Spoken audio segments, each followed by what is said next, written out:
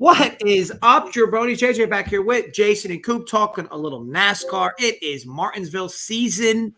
Look, just some brief recaps on last week. Look, I felt like I had some pretty strong takes last week that were looking really good. And then Ryan Blaney, Ryan Blaney randomly decided to go for it all in second place for whatever reason. And that was very, very costly for me. But it is what it is. I was way overweight on Blaney last week. Felt like a really good time to jump on him.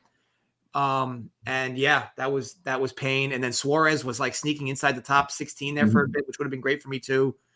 But needless to say, we move on. There was other good takes last week as well. I hope you guys sounds like you're officially a NASCAR tout. Yeah. I mean, I don't know if you know, Jason, but I was doing these shows all last year as well.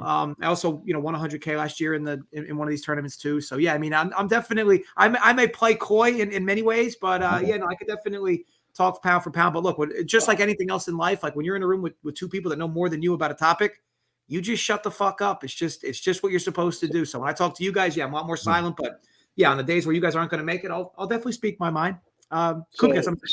So of all the DFS sports, is Ryan Blaney like your enigma, man? The guy that just no, because here's the thing. Like I love Blaney. I mean, Blaney. So 2 of the 3 25K takedowns last year in NASCAR, I had Blaney. The 100K, I had Blaney. So like I'm okay. Anytime he's 10%, I'm going to play him. It's frustrating that I felt like we were in good shape with like 3 laps left. And for whatever reason, Blaney decided to go for it all. And, it is what it is. But no hard feelings with Blaney. I just typically have rules with him that like when he's going to be 20 or 25% higher owned, I don't play him. When he's 10% owned, I go overweight on him. Just because do you have those rules in like baseball and football and other DFS sports you play, or like I think just NASCAR?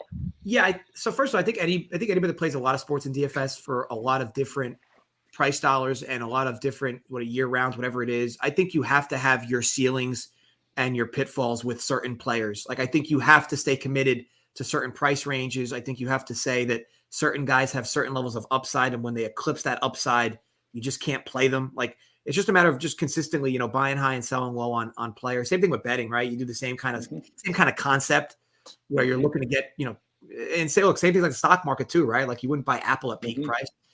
So yeah, for me, it's just consistently trying to bob and weave through finding good prices on certain drivers in relation to this sport. But yeah, Coop, I have the Ryan Blaney's. I use air quotes in every sport. I think a lot of people should be doing that. Or at least, whatever works for you, great. But if some things aren't working for you, you can definitely start to go down those avenues. Jay, how you feeling? I know you were a little away last week, but were you able to get any entries in, and how'd you end up making out last week? Yeah, I got some entries in. Cash came through okay for me. That's typically been how my season's been. Like cash will come through. I think I've maybe missed 1 cash slate all year to carry the profit. But other than that, it's like GPP kind of just hasn't worked out for me yet this year. So not a great week. It's been interesting, right? I mean, obviously, going in with NASCAR, you get the added variance, right? So like it's like added more variance than arguably any other sport, right? And how races can end and how cautions can cascade late in a race where they just keep happening on restarts. But I think you just got to pull through and take your lumps as best you can and still continue to stand by your takes, right or wrong. This week, and I mentioned Ryan Blaney as a start kind of a bit because God, it's Blaney Chalk week.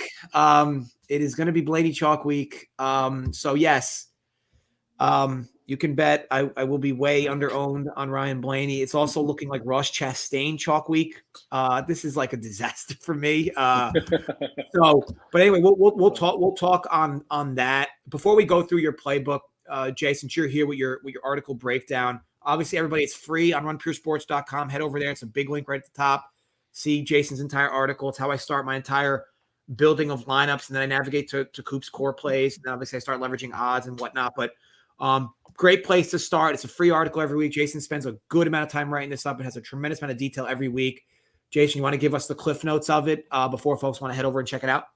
Yeah, sure. Just with Martinsville Speedway, it's another short flat track. So it's kind of the same. We've been to a couple of short flat tracks already this year. And it's the same method, Track position is going to mean everything. The guys starting up the front have that advantage with the clean track, clean air. They got the fast cars. It's typically where we see Dominator points come from. It's typically where we see the highest scores come from. If you just look at Martinsville in general over the last 8 races, 30% of all of the top 10 DK scores came from guys starting inside that top 5.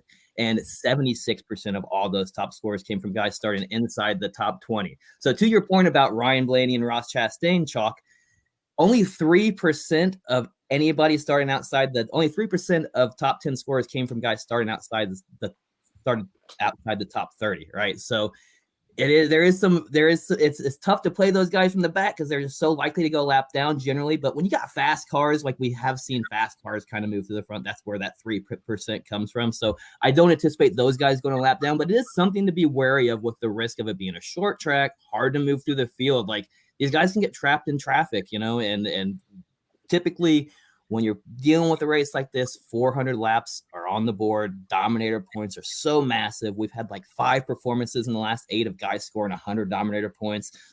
You'll get a guy who could potentially score over 200 DraftKings points today. So like hitting those Dominator points is going to be way more than hitting those position differential plays today. No, it's a good point, and I do think, and Coop, I'll slide to you in a second. I do think that I think it's practically impossible to play both Blaney and Chastain in big GPPs together. They're just going to be very popular together. I think you pick one, you stick with one, whichever one that is for you, you ride that out. But there is ownership that's just seemingly very high in some of these spots. Coop, before we talk on your playbook, and we'll talk on obviously the place differential guys, but is your take kind of the same with Jason's, where it's like, hey, look, over the course history at this track, the guys that are in optimals are starting from the top. What are you doing specifically as it relates to Blaney and Chastain? Yes and no. Following Jason's, data that he has, because this is a unique race compared to what we've seen in that data that he's collected. Because qualifying was thrown upside down, and we typically don't see the drivers who are up front at this particular race, start there. And 2, we typically don't see the drivers who are starting mid-pack to rear in this race start there when we're talking about Martinsville. So, there's that piece. And then the other piece too is we have a new package this year, with Martinsville. It was used at Phoenix and it was used at Richmond. And, it's to create more tire wear. So there'll be more passing, more drop off of the time because if the tires don't wear, everybody's just going to basically just follow each other around, which is what we've been seeing at Martinsville. And I think the weather, typically in the spring race in the past, we've seen it where it's 40 degrees, 45 degrees, and cold. Today, it's a little bit different. It's warmer. You're going to see the track put down rubber, and we might see a little bit more tire wear than what we've seen in the past. So, I think if you're one that wants to get off of the data that we've seen here in the past, this would be a good week to do that because of some of the variables that we have going against, that data. I'll also add to that. I think the good thing about some of these position differential plays is like the way they're priced. These guys aren't the guys who are over 10K up. So like you can play a couple of them and still fit some guys who are Dominator upside. Right. Like you can fit some guys who are lower price in the slate that we'll get into who have that Dominator upside and still fit in some of it. Like I had no problem fitting in whoever I needed to today, which is what makes today kind of crazy. You're exactly right, because they don't have to finish in the top 5, top 10 to get those points because of the prices that are associated with them. Like when you talk about pricing in general, because you guys bring up a good point. Like normally these types of dudes in these spots would be over 10K, especially with all the place differential upside. Like I just like Chase Elliott, Chastain, Blaney, like the pricing is like ridiculous on them 3. So like, yeah, I like to take stands myself in terms of fading guys when I can and whatnot, but man, like it wouldn't be crazy to think like, I mean, especially you look at Chase's odds to T10, right? Minus 220, Blaney's odds to T10, minus 200. You could make the argument that if you get only 1 or 2 big time dominators today, them just finishing inside the top 10 could put them in the optimal because they're going to score 50 plus. So it does make it interesting. Obviously, Chase's return as well. Coop, you want to say something? No, I was going to say, I mean, it's a tough week for DraftKings to price drivers because this is typically a race where the cream rises to the top. You see all the good drivers typically finish, at or around the top 10 here consistently year after year. And then there's a few, that, randomly find those top 10s. So, Ross Chastain at $8,800, whether he's starting 5th or 34th, probably seems pretty cheap. But again, like all these drivers have had success here in one way or the other.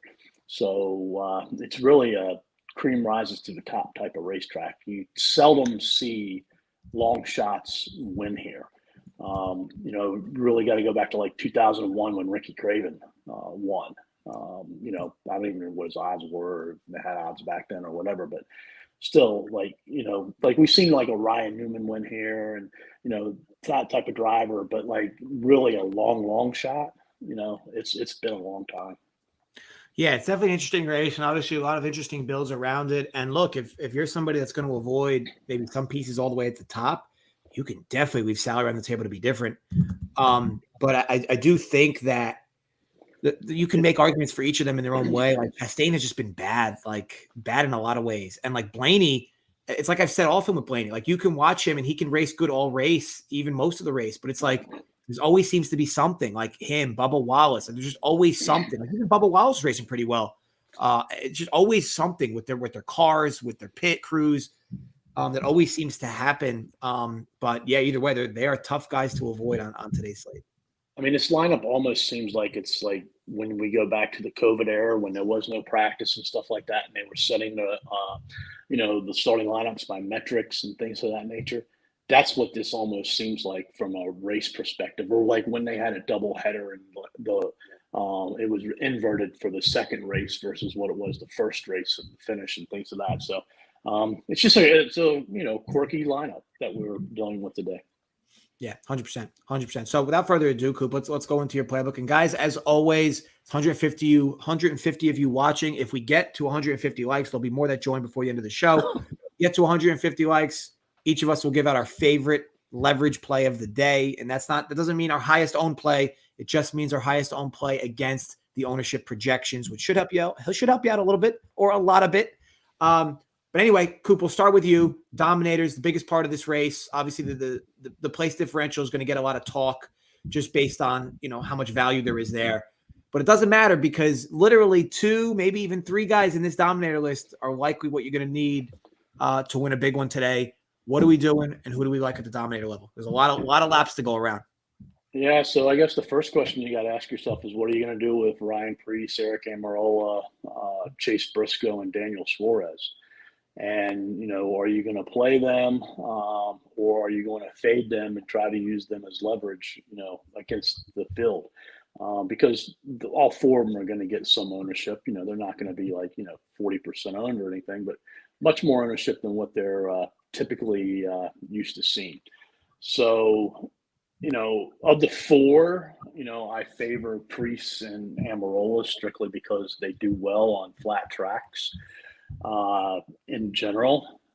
So, I like that. But the question that you got to ask yourself is, how long do they stay up here? How many laps do they accrue as a leader? And then 2, what's their potential downfall from a place differential? Because they could easily lose all of their Dominator points through place differential.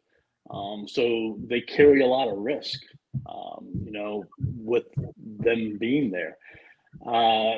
So, I'm in the favor of being well underweight on the 4. I have no interest in Suarez or Briscoe. It's just Almirola and Preece. And, again, I don't think playing both of them together is a very wise move. Maybe you play one of them if you do. But, that's kind of where I'm headed with them 2.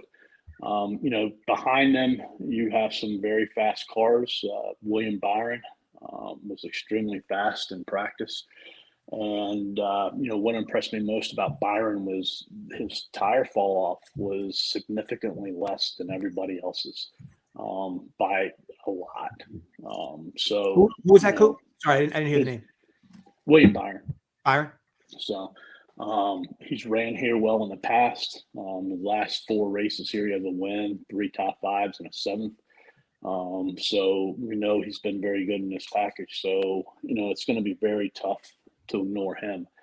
Then you have Denny Hamlin, started 11th last year in this race, led 200 laps, was right up there. He's right up there every year. So he does give you some place differential and that Dominator upside. He talked about his car yesterday after practice. He was smiling, was happy. He said it's just a ticker talk off. So, a couple adjustments here and there, and he'll be fine. Then you have, probably my favorite play is Bubba Wallace. I think everybody's going to gear towards like Priest and Suarez and things of that because they have that Dominator upside. But I think right after William Byron, Bubba Wallace had the second best car yesterday from what we saw. His fall off of his laps from lap 5 to 30 were slightly behind William Byron. And then after those two, you saw a big jump. Bubba seems to have these short tracks figured out from a flat perspective. He ran very good at Loudon last year, surprised me, and stayed up there the whole entire day. If you go back to the Clash earlier this year, he was extremely strong. He really likes this racetrack. And I think, he's a surprise, Dominator. Maybe if he finishes second and gets a couple Dominator points, he could outscore some of these other drivers, and be like the last piece in there on your team. The two that I'm fading is Harvick and Reddick. Neither one of them have good history here. They both showed very good speed yesterday. Reddick, the concern with him is his tire fall off was one of the highest, between 5 and 30. So, it was just getting worse. So I'm going to hope, that we continue to see that. And, he could finish 6th, 7th, 8th, 9th and really not do much for you. And Harvick, it just isn't one of his best tracks.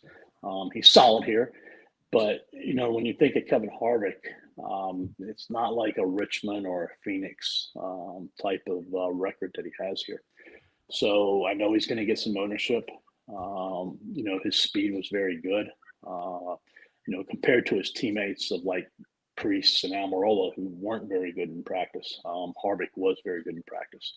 I'm just hoping that Byron and, Denny are better. And then the last piece up there is Martin Truex. Truex was another one, didn't do good in practice, went out and put down a very good car from qualifying. He has very, very good history here. He's going to take some ownership away, from, like some of them drivers that are priced around him. And I'll have a little bit of Truex, but not a lot. I just can't trust him right now. Yeah, I mean, a lot there in general. I think as I look through some of this, like to me, Suarez is a fade for me. Briscoe's a fade. Truex is a fade. Reddick's a fade. Harvick's a fade. So I think obviously we want guys at the top, but it's also not crazy that some of your girth in this race exists really from position 8 through 20-ish, and it wouldn't be surprising if one of them got to the front, before the start of stage 2 or even beginning of stage 2, and then these guys at the front are just looking back for the rest of the race. Anything there, Coop? My biggest concern with these drivers starting up front, that I'm on like Byron and Wallace and Denny, is at some point, Jason mentioned it, track position is so critical here. We have a slew of great drivers starting mid-pack on back. They're going to try to flip it, at some point during a caution and stay out, or they're going to pit early, and then stay out while the other ones pit or something. But they're going to try to get up there to get that track position. That's the only way they have to succeed here. They're just not going to go through the field and pass, 20, 25, 30 cars. So, that's my biggest concern here, and why, I think it's all right to kind of, maybe have a couple lineups with none of those dominators in it, and, take your shot at some of these great plays that are starting farther down, and maybe one of them steals some dominator laps or actually comes through and really dominates the race. Yeah. I mean, a lot to decipher in general. Jason, on your end with dominators, there's a lot of these guys at the top. A lot of them are cheaply priced. And I think it's a fair argument to say that at least 50% of this top, we'll call it 6 to 7 guys, we'll call it 3 to 4 drivers, undoubted not going to be in the optimal. So what are you doing with this top half where you kind of have like these mid type of drivers at the front and all the girth of the race in the middle to the back? How are you handling all these guys at the top in a race that dominator points are very critical? Yeah, I think with me, like with the top, I mean, I'm still obviously targeting Byron. Another guy who I'm interested in, who I didn't hear Coop say, is Kyle Larson as a potential dominator here. I mean, we've seen him. He started 19th in this race 2 years ago. He was able to get to the front and was like the 4th highest scorer on DraftKings in that slate. So I think Kyle Larson, obviously, we've seen him be fast all year. Both him and Byron have been the guys. So yeah, those are probably the guys I'm most interested at top. But I'm off of the Gibbs guys this week, so that kind of gets me to where I'm going to be a little different, where I'm going to be able to play guys like Harvick and down low, because I'm not really playing those guys up top. As far as with the Gibbs, my concern with the Gibbs cars this week is if you look at the sheets, the practice sheets, they look a lot similar to what we saw in the spring race here last year, and to where they qualified at as well. Where they qualified at in the spring race last year is kind of how they qualified this year. And if you look at how they performed in that race, 3 of the Gibbs cars were over 20% owned. 3 of them started out outside the top 20, and none of them, only one of them finished inside the top 10. None of them was inside the top 10 in DraftKings scoring. They just didn't perform well. So I think this slate sets up where that could happen again this week. I mean, they didn't show speed in practice. None of the Gibbs cars did. I mean, so that kind of gives me a little bit of concern, at least. And Gibbs hasn't had a ton of speed so far this year. They've been outran every week by HMS. I mean, even by the Ford cars on different weeks. So to me, I'm going to get off of those guys, and it's going to allow me to play guys like Kevin Harvick, who, yeah, he may not have a huge history of running well here, but he's got a fast car. He's starting towards the front. He's got great tire wear. This pit crew has been fast. I mean, he's going to stay up front. If he doesn't, he's 8,800. He doesn't need to score 30 dominator points. He can score 15, finish top 5, top 3, and put up a great score for you today. And I honestly, I don't know what SaberSim says his ownership's going to be, but with all those position differential plays stacked around him, I find it hard to believe he's going to come in too high owned. But you're talking Harvick, Jason? Yeah. Okay, so it looks like 21-ish, 20%. Okay, yeah, not bad, not terrible. So yeah, that's kind of where I'm standing with those guys. I like Reddick a little. I have a little bit of exposure to Reddick only because he did show speed in practice. His 45 car was good here last year with Kurt Busch. We've seen Reddick kind of be better at tracks he's not historically been good at in this 45 car. And again, he's starting towards the front. He's going to have that track position. Like, track position shows, I mean, it plays out. Like, these guys can run to the front. It's hard to move through the field. It's hard to pass. You got that clean track. The only Gibbs car I am playing as far as a dominator standpoint is Martin Truex, because he's starting on the inside, starting 5th, starting higher up. He's probably the best on this track as far as recently of the Gibbs cars.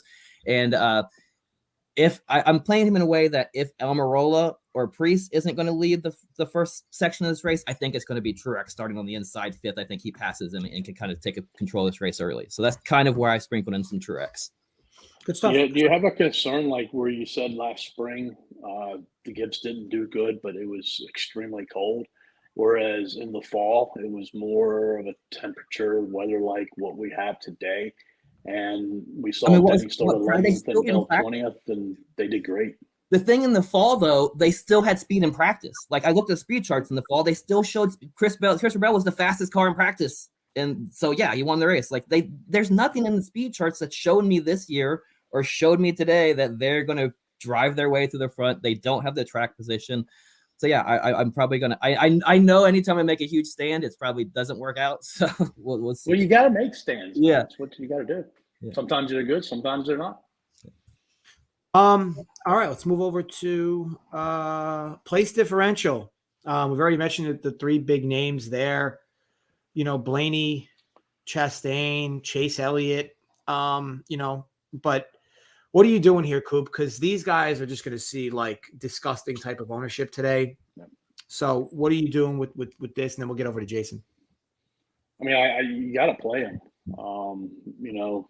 It's tough to fade them because of their prices. I think Chris Bell has a great chance of being a very lower owned driver. Either him or Larson, one of the two, are going to come in low owned. And the other one might come in just a little bit above them because of the prices that they carry. It's tough to ignore these guys. I think it just comes down to how you're going to play them. Are you going to play one of them? Are you going to play two of them? Are you going to try to jam 3 or 4 of them? I think, if you jam 3 or 4, you're really hoping for, all 4 of them just to have great races. And then, you're only going to have basically one dominator at that point, unless Preece or Amarola grab a lot of dominator points. But, from a perspective up top, like if you're playing Byron, like you're only jam like 1 or 2 of these in, and feel comfortable, unless you're doing like a Keselowski, Bowman, Chastain, all together. So we'll have to wait and see how it plays out. But the thing is, like all these drivers who are starting back there have good pedigree here. They can finish in the top 5. And I think they're the ones I mentioned earlier. Somebody or some people are going to change this race around with strategy, and they're likely the ones to do it. So they're likely the ones to get some, possible dominator points on top of that place differential. So, I just find it hard way to be able to fade any of them.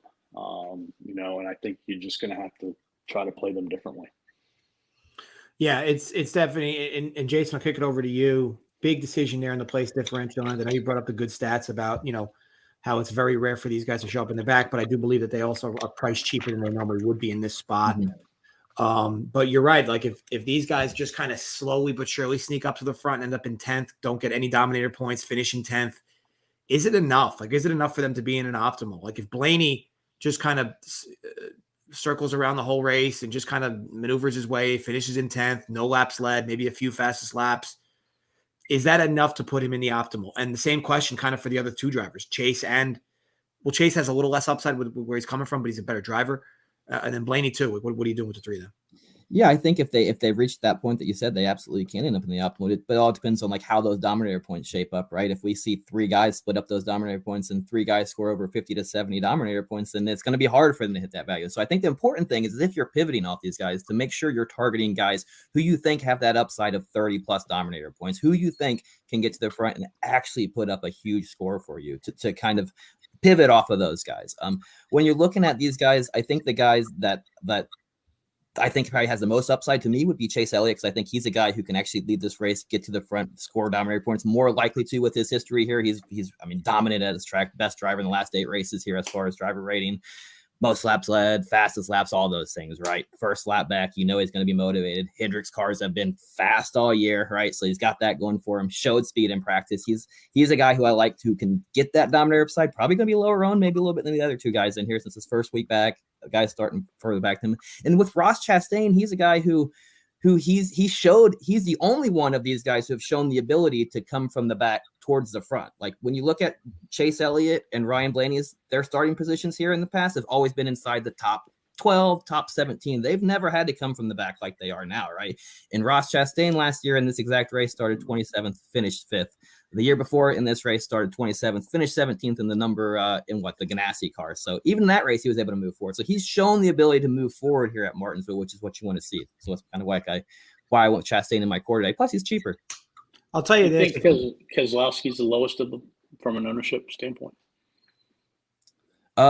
Probably. Because I like even though he's the cheapest of them. Yeah, you're probably right. He's probably gonna be the lowest owned, right? Because I think most people are gonna stack these guys up, right? I'm not really laying in that 7K range, I imagine. I think I personally think it's very foolish to not have if you're using an optimizer and you're just building that way, like projections alone are going to litter your lineups with multiple of these guys in the same lineups. I think you need to have a rule that says maximum 2 out of the 3 in one lineup, like between Blaney, Chastain, Elliott. It's just very, very likely that at least one of these 3 is not in the optimal. And I'd argue it's also likely that 2 of these 3 are not in the optimal. Again, you're going to need these guys to T10 at minimum with all the Dominator points that are up for grabs. Unless one of them sneaks to the front, gets a bunch of laps led, and another driver just ends in 5th with no laps led. If something like that happens, then you're okay. But man, even that seems low, right? I mean, percentage-wise, I would create a rule and just make sure you don't have more than that. Keselowski you can keep out of the rule because I do think he's a little different. We'll talk more on him. But I just think especially when you add into the fact they're already projected ownership. Yes, I'm going to have a rule basically maxing out 1 or 2 max out of the 3 in the same lineup. What's your thoughts on that, Coop? Yeah, I was going to say, I think the way that it plays out for 3 or 4 of these place differential drivers to end up in a winning lineup is, let's say if we see a Priest or an Amarola, they go out and let's say they lead, 190 of the laps, but then, they have issues at the end and they end up finishing, 20th or worse. Like they're still not going to make it because, they're losing so many place differential points combined with their finish position. And then I think, you only have like maybe 2 other drivers that split the remaining laps and 1 other driver that, wins those laps. I think that's where you see 3 or 4 of the place differential drivers, hit your lineups as being optimal. This is why for me, like you guys know me, I'm kind of like a single entry, 3 entry build guy. Like this today, I've made 14 lineups. I just couldn't stop building the race flows in my head of like how the race. Well, what if it flows this way and this guy gets to the front? So like I said, I built 14 different lineups today. So that shows you where what my approach looks like for the day. Yeah, and I think on the opposite side, there's some weather possibly, and let's say we only get to 180 laps. And, that's where maybe the place differential drivers aren't going to be very good because they don't have a lot of time to, really get forward and do that, and take advantage of it. So, I always talk about you got to play this like Showdown. And like today, there's a lot of different routes of how you could play it. Yeah, it's definitely interesting to say the least, but I do think you definitely need some construct, especially if you're using optimizers in these big tournaments. You're going to, more than I'd argue you're going to need rules today because the projections alone will basically make your entire lineup be place differential guys. And we know that that's not necessarily what's going to win you the money this race. I mean, granted, you're going to need 1 or 2 of these guys in general for place differential out of the whole race, but the 3 big guys that are going to see the most ownership in place differential, you just got to be careful with how you're building, making sure you don't you're more weight than you want to be in those spots. All right, so we can move on to drivers we're looking for a good finish from. Kyle Larson is going to lead the pack here. And what's interesting with Larson is like it almost feels like it's like good race, bad race, kind of. The consistency has been weird. But I will say this, like with Larson, like when he gets bumped once or hit once, it's almost like, sometimes you watch the race, you're like, okay, I think, got hit once, but he's fine. He's still in the back of the pack. He can get his way back up. It's almost like it always seems to cascade with him. Like when it's one, it's more, I don't know if he gets too aggressive after he gets into one accident. Saw it last week, got a little aggressive. And then it looked like he created a little feud with, was it Priest that he shouldn't have? Whether right, wrong, and different, that's what happened. And then Priest had his opportunity to hit him. And we can argue if it wasn't on purpose or not, but that looked pretty on purpose to me. So what, Coop, walk us through this section for us all from your perspective, and what are we doing with Larson? Yeah, I mean, I'm going to have a lot of Larson because every race this year, he's been fast. It doesn't matter what race it is, doesn't matter what type of track it is, nothing. He's fast. You just got to hope that those issues that JJ was talking about, don't find him or he doesn't create them. But there's no doubt he's going to be fast. And, I don't know what Jason feels like. I think he's going to get a little bit more ownership than Bell. I think Bell's going to be the one that's the odd man looking out at the top. because of the practice speeds, that he put up. They weren't very good, as Jason said. So definitely want some Bell too. I think in an interesting lineup, like if I'm going to start a lineup without those drivers up front, like I'm going to start with Kyle Larson. And I think putting Bell in that lineup too is going to make you even more different too. It's going to be tough then, to get a Blaney or a Chastain, but you could get a Keselowski or a Bowman in there. And we'll get to it in a minute, but like down below is horrible this week. And I think that's going to force people also away from playing Larson and Bell. And it's definitely going to keep them away from playing both of them in the same lineup. Joey Logano and Kyle Busch. I don't have a lot of interest in them. I just think there's other drivers that have a lot of upside more than them. I think they're going to be lower owned. They could do well. Logano really doesn't do well when he starts mid-pack. We've talked about that numerous times over the past year and a half. Kyle Busch is just struggling, since his Fontana win. This is a solid track for Busch, but like Harvick, it's not like an elite track for Kyle Busch. I think if you want to take some chances, they're good drivers to take chances on. I can't fault nobody for playing them. I just think they have to have a lot of things to happen in order for them to, score more points than a Larson, a Bell, Chastain, and Blaney. Walk me through, and Jason, I'll put this question to you. Walk me through, Kyle Busch's name has been sparingly mentioned on this show thus far. Dude's got the third best odds to win this race, starting from 17, seeing about sub 20% ownership. Is that just a wrong line, or is there something there that maybe the common folk don't know? I don't know what people are seeing there. Is it his practice speeds? I mean, I know, what was he, like 5th or 6th in practice? Like, I honestly don't know, because this is not short flat tracks is not something that RCR has been relatively good at. It's kind of like why I was off of Kyle Busch at Phoenix and Richmond earlier this year. So I don't know what the books are looking at here to put him at that. It has to be practice speeds, I'm guessing. But I mean, even then, he was in the first practice session, right, which everybody was faster, and he was still only like the 5th or 6th fastest guy in that session. So yeah, I don't know what they're looking at. Yeah, and you bring up a great point because he's still around 10 to 1 in most books in that ballpark. Like if I was to bet him, I would want at least 20. Yeah, it's interesting. You see these occasional drivers at times with this as well. And as for Coop, I heard you mention Joey Logano. He really hurt my feelings. Was it last week or the week before? I want to say last week. He had on that third track, he had a fast car on that track. For a couple laps, he was good. He was blatant. He got sent to the back of the pack, warped back up to the front, and then had another accident. It was very tilting because there was a good stretch of the early part of that race that there was like no doubt he had the best car in that race, and then just accident after accident after accident, it became too much. Very tilting. Him and Keselowski hit everything but the pace car, I believe. Yeah, and then it's just so tilting for me to watch Keselowski play bumper cars all race long, and magically he's in the top 15. Well, it wasn't the top 15 for a decent part of it, and I'm like, how? Like that's something right here to talk about.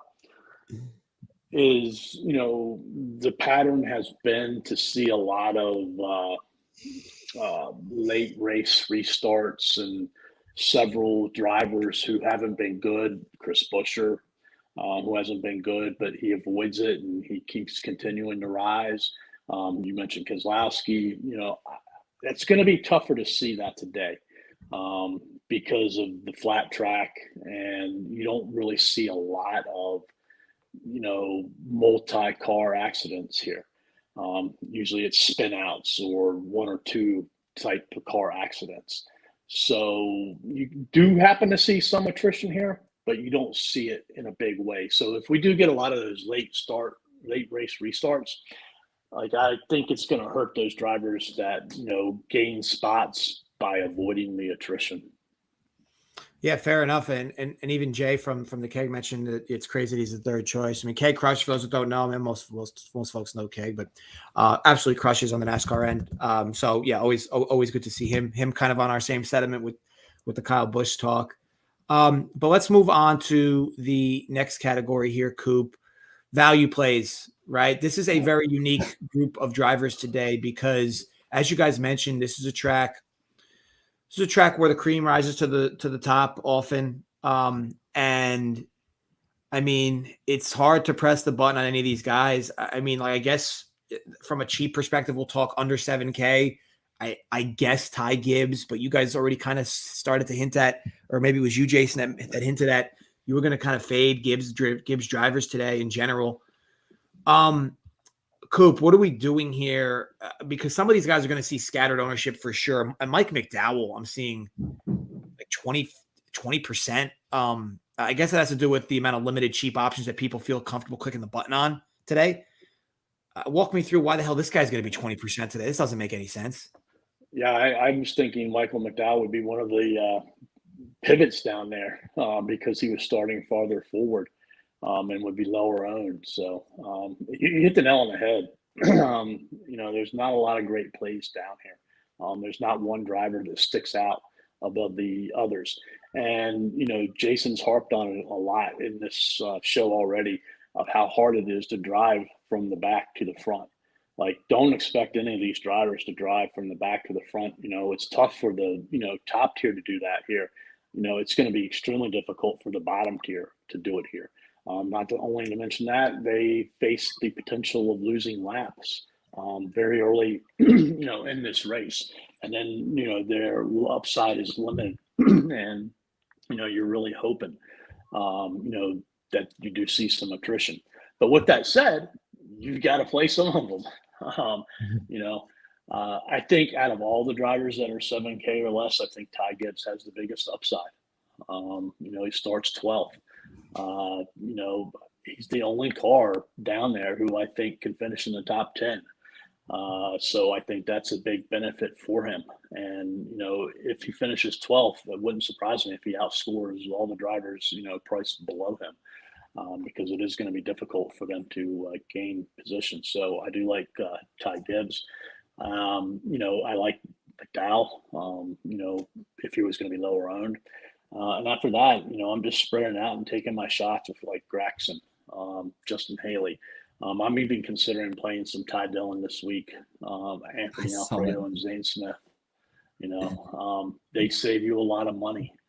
And I don't think anybody's going to play Zane Smith because he's 5.8K. He's in a dumpster fire of a truck.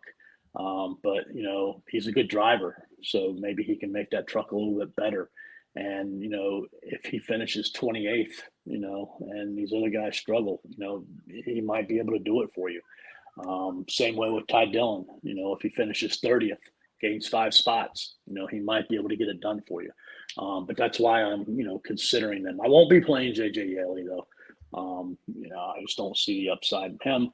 And then, I can't play Corey LaJoie down here. I know he's going to get some ownership too. Now, just real quick, Jay, before I go to you, the likes on this video looking like sub 65 likes. 85 likes are needed in the next 15 minutes. So step up your shit. There's 240 of you watching. I'm pretty sure you can figure out a way to like the video. Again, you get to 150, we'll talk on our biggest leverage plays of the slate. Without that, we won't be. And this ain't going to be one of those shows where it's like, oh, we're at 135. We're close enough. No. 150. Okay. Need 85 likes. It's not hard. There's enough of you watching. Just go ahead and click the like button. Jason, with the value plays, we already talked on how kind of hard it is to construct with it. Before you talk on the plays you like, can you walk us all through what attrition typically looks like at this track? Because if you do get a handful of accidents today, that does make it more peak interesting for some of these guys in the back to just kind of magically maneuver their way to the front. What's attrition like here? And is there any value plays that really stick out?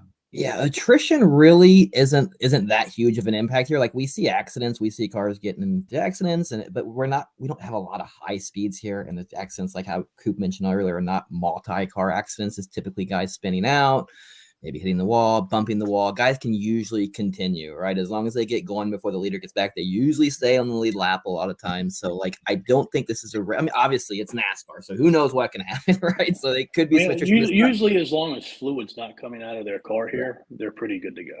Yeah, I think that the big thing what these guys, the cheaper guys here give you, they may not get there like by attrition, but I think they're just pure punt plays, right? They're just guys who are going to save you the salary to be able to fit in some of those guys up top who are going to carry your lineup. Because we already kind of talked about if you don't like a lot of these guys in this range, you don't think they have a lot of upside, then like, do you really need to spend up to a Haley for like 4 more points out of LaJoy?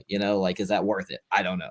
I have ended up on a decent amount of LaJoy this week only because he's super cheap. He's been running a lot better this year. Short flat tracks, he's been running better at the last 4. He's got an average finish of 21. So I mean, it's not great, right? But he should 27s. He's not at the very tail end, so he's got some separation between him and the back. If you can move forward a little bit, hang on to that lead lap, that's going to drastically increase his upside. But really, out of Corey LaJoy here at this price, you just need him to finish like right around where he starts, So that's kind of what you're looking for in the cheaper guys. And that's why like a guy like Ty Dillon is even viable. Like I looked at him. I know Coop mentioned him. I didn't have the nuts to really play him today, but I definitely looked at that way. I have sprinkled in some Gragson, some Haley. Like I said, McDowell's in my core. It's hard to not like him because he's pretty safe. He's been a lot better on the short flats. I think he's got 3 top 20s. Average finish of 17th in the last 5.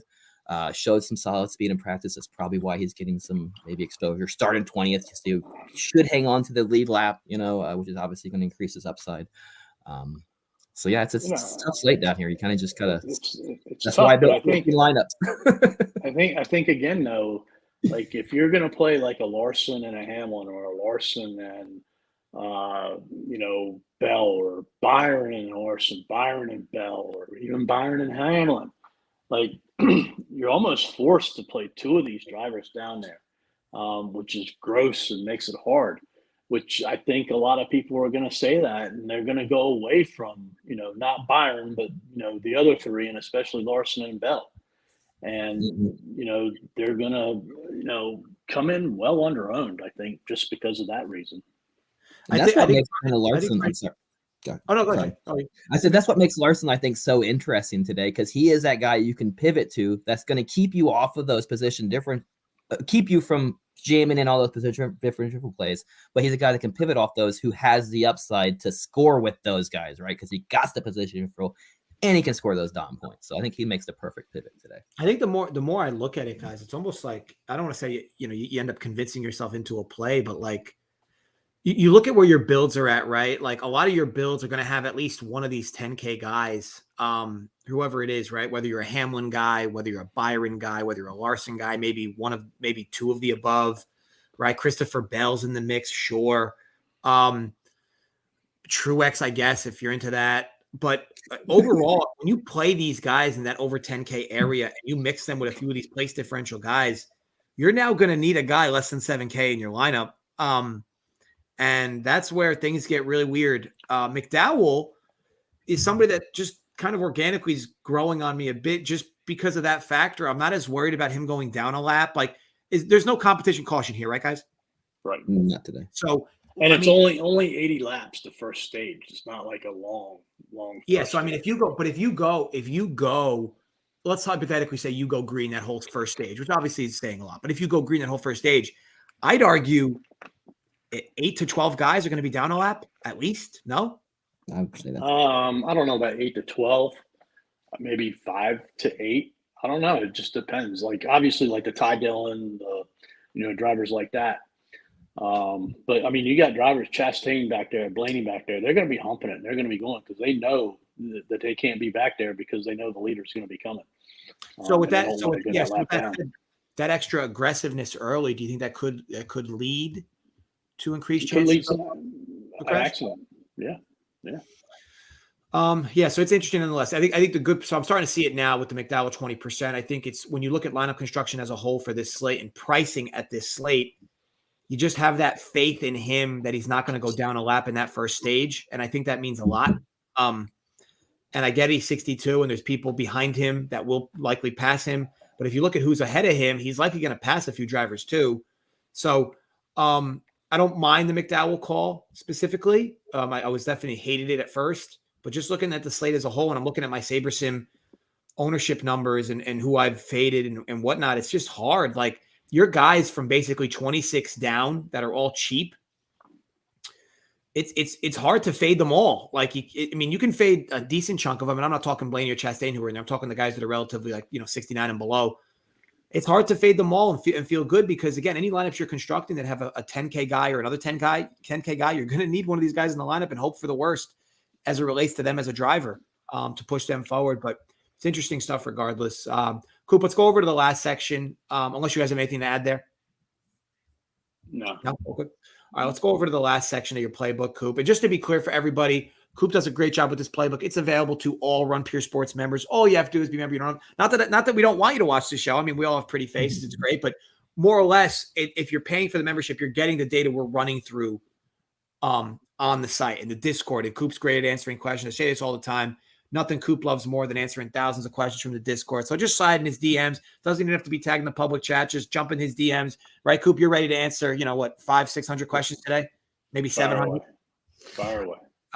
But no, truth be told, Coop does a great job with this playbook, and we run through it as much as we can. But there's a lot of good data in here that I don't go through.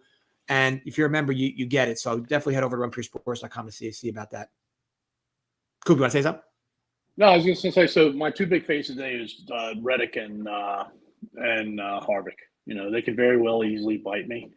But, I'm just hoping that, they run around in that, third to fifth to sixth to seventh to eighth and ninth place position and don't get the points that they need.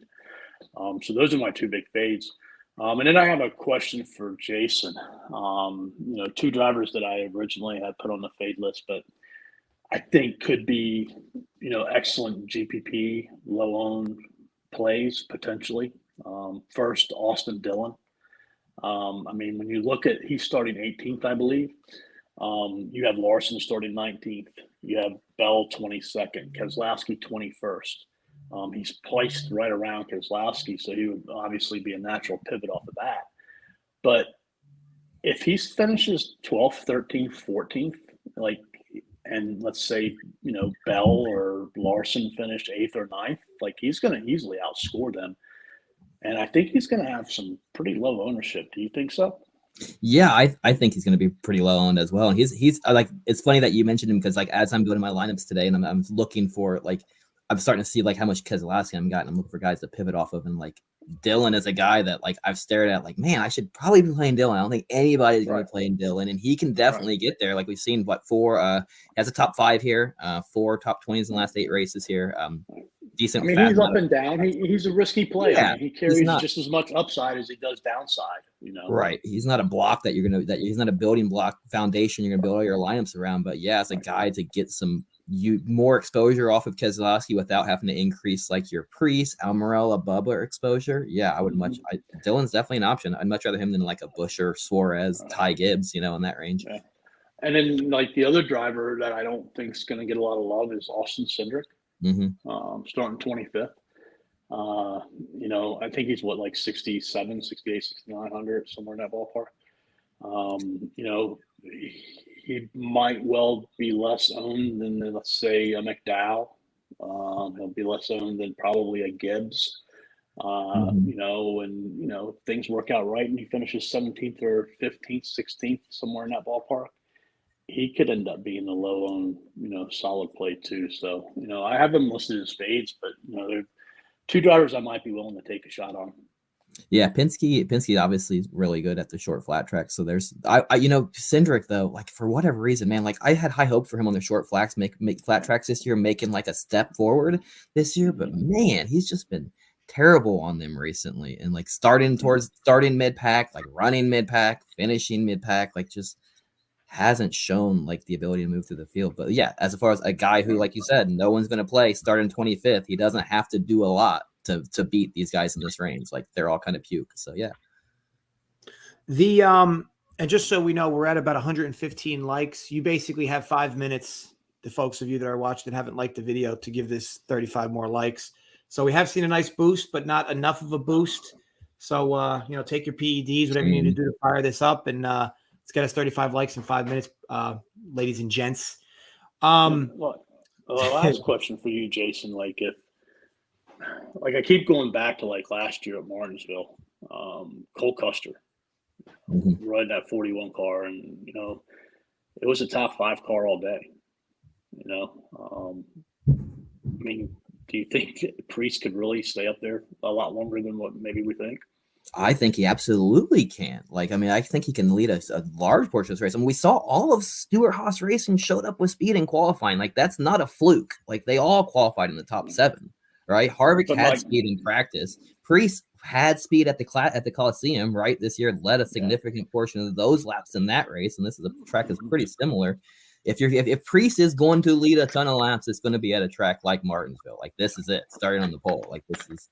I think 7 of the last 8 pole sitters at Martinsville have ended up in the top 6 in DraftKings scoring. So, or top 7 in DraftKings scoring. So, yeah, he's definitely got that. Maybe it's some Priest and not Amarola. I don't know.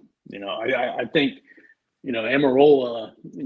He to me he'll finish 8th to 14th here probably. I don't know. I think Priest will be higher owned than Almirola. And I think if Priest doesn't lead, it will be Almirola. Like, I think Almirola started on the inside, 3rd, right behind him, like excellent at short flat tracks.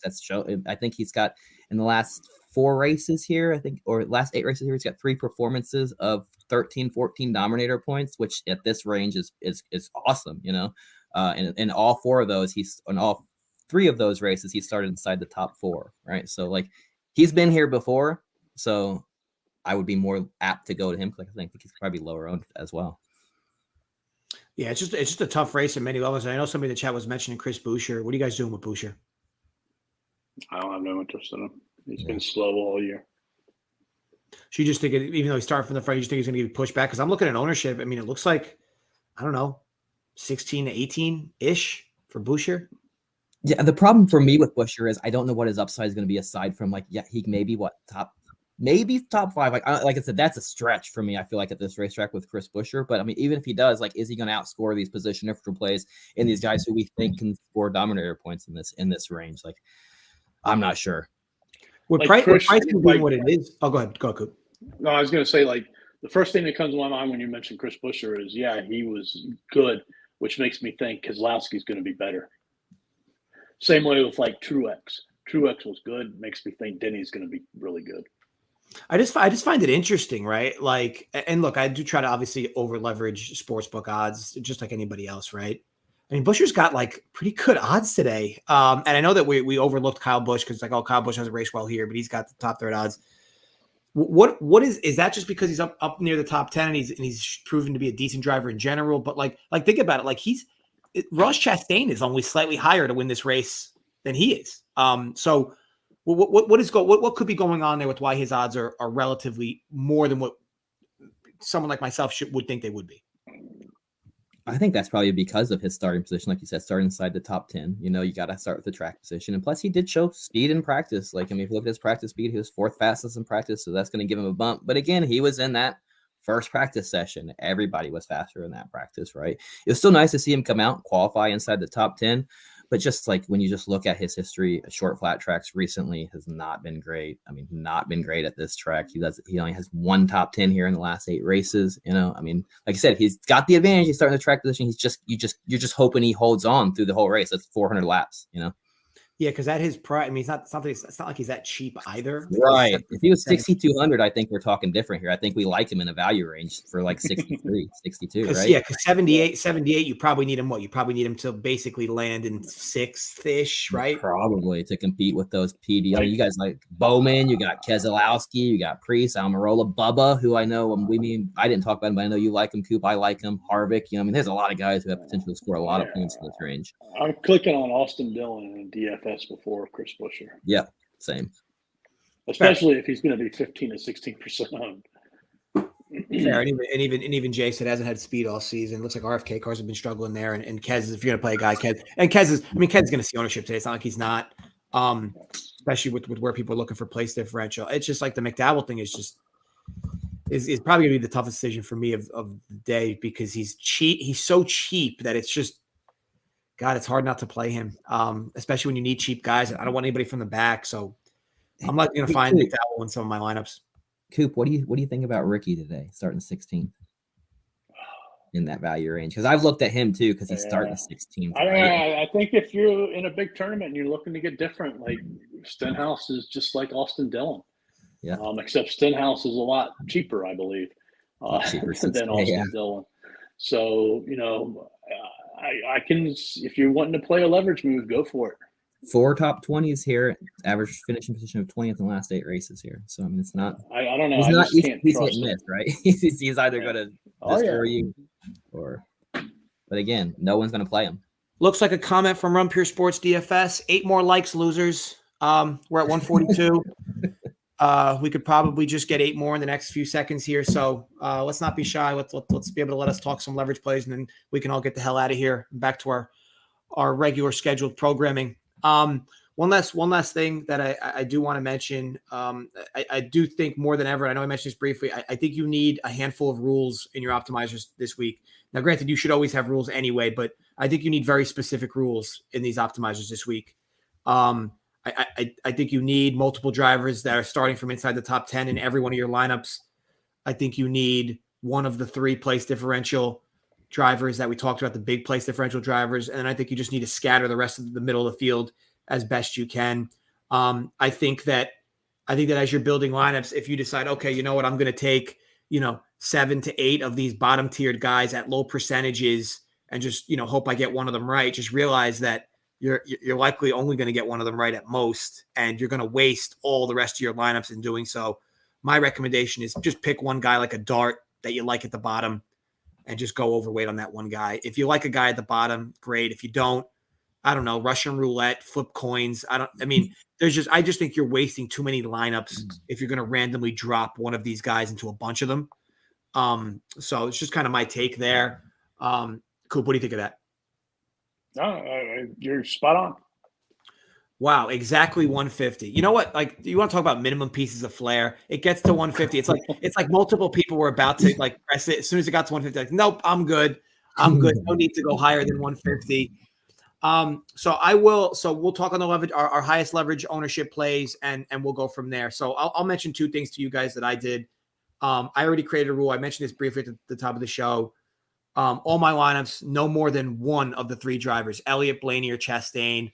Look, if 2 of them make it in the optimal, to me, the only way that happens is if Dominator points are heavily done by 1 or 2 drivers, which seems suboptimal, but of course can happen. I'll take the chance that it doesn't. And then I also think the only way it happens is if somehow attrition dodges these cars and they're able to just keep pushing forward. I just think it's unlikely you get more than one of these guys in the optimal today, all things considered. Granted, it's also very likely that one of these 3 will be in the optimal, so I want to be clear. But that's why. So I created that rule around them 3. Taylor fade that at your own will. Way overweight on Byron, and I do have a handful as I look through here based on the field. I'm way overweight on Byron, and I know it's like, oh well, that's not saying much. He's the favorite to win the race. Well, he's also the most expensive, and he's starting from 8th. So I'm playing him with the hope that he jumps to the front soon, and then just kind of stays there. And then the rest I just kind of have scattered. A little high on some, a little low on others. Nothing crazy nonetheless. But yeah, Byron's the big guy that against the percentage of the ownership field, way overweight on Byron. Jason, who's a guy leverage speaking that you're way overweight on based on maybe projections or ownership or just an overall take that you have on this race? Yeah, the guy who I think is probably who I'm going to be overweight on as far as like what ownership comes in is going to be Kyle Larson. I know we split my lineups. I kept throwing in a lot of Larson. I think when you're playing him, it's a good pivot. He makes a good pivot off of Byron, and he also makes a good pivot to play with Byron to get off of the position different plays. So I find myself going to Kyle Larson a lot today to find that leverage. I think he's going to come in lower owned. And also another guy who I think that I'm overweight on the field on today, I'm going to give you guys 2, is Eric Almirola. I know he's going to see some ownership, but I've kind of stacked up quite a bit of Eric Almirola today. I'm riding with him at 7,200 this price tag. I'm riding with this experience on short flats, the track position, the speed SHR showed. So yeah, I like Eric Almirola today as well. Almirola is interesting. I don't blame it at all. He's going to see some ownership, of course, at the top. He's cheap. It seems like every week we're talking about Eric Amarola and Ryan Blaney. I did my best, Coop. I did my best, Coop, to limit the Ryan Blaney talk today. Hey, he ain't talked today at least.